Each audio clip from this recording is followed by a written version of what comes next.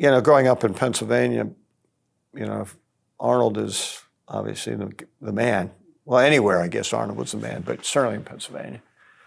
And I had some friends at Augusta that had asked me, and the chairman had come to me and asked me if I would mind playing with the other Pennsylvania amateur champion in the field. Now, I knew that Arnold had won the Pennsylvania amateur, and I knew that I had won the Pennsylvania amateur, and we're the only two Pennsylvania amateurs in the field. And I said, well, Mr. Chairman, if you're asking me if I would like to play with Arnold Palmer tomorrow, I said if I played here 100 times, I'd want to play with him every time. So Warren Stevens was the chairman. He was a fantastic man.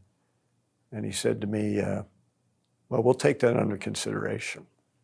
And so the pairings came out, or the tee times came out the next day, and I was paired with Arnold, and it was quite a great moment. But the moment you're speaking about, I got to the first tee, and of course it was forgetting all the rigmarole about hitting balls and then all the people and getting to the first tee.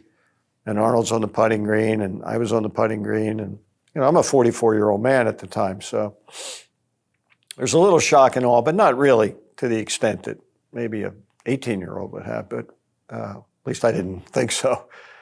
So I said, I'm going to that first tee first. I'm not walking over that tee with Arnold. So I walk over the first tee, and I'm standing there. And as an adult, I knew a few of the members that were there on the tee, and Walter Driver and a few others that were going to be responsible for getting us going, Toby Wilt. And I was talking to them, and then here comes Arnold. And, of course, here come everybody. And so I turned around and looked down the first fairway, and there had to be 20,000 people on the first fairway. I couldn't believe it. Never seen that many people. Now, I've played in front of people, and they all kind of blur when you get that many. But, I mean, they were 6 or 7 deep because they didn't know how many times Arnold was going to play again. I mean, he was at the end, getting to the end of his career. And so I'm standing on the side of the tee, and Arnold walks through the crowd. He comes on the tee, and he looks at me, and he gives me this little thing and says, come on over here.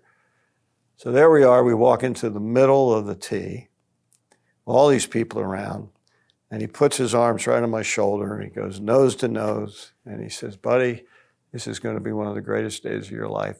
If there's anything I could do for you, you just let me know. That was Arnold.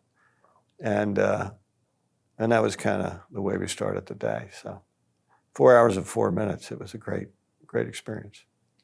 That's, I'm sure it was a really great day. Yeah, it was a great day. I'm not sure I ever understood the magnitude of Arnold Palmer until I walked inside the ropes with him at Augusta. Yeah. I mean, he was masterful. I mean, you didn't ask me this, but my impression was, I'm not sure, and I really thought about it a lot in business. Not only in golf, but in business. I don't think I've ever seen a more professional man at his trade than I witnessed that day, watching the way he played the game and the way he was with the people and the way in which the scorecard, I mean, everything was immaculate. Yeah. His equipment, his approach, his effort. He shot 73 that day. He played beautifully. It was the last round that he played that was really positive at Augusta. He knocked it on 13 and 15. He just played beautifully. He was 67 or 68 years old at the time. So it was something. And you took that from that. I mean, does that inspire you not just as a golfer, but as a business professional as well? I mean, I looked at a man and his craft and just said, this is the way you're supposed to do it. This is, if you're going to do it, this is the way you're going to do it.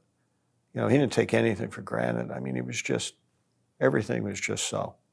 It was, right. Yeah, it was kind of fun.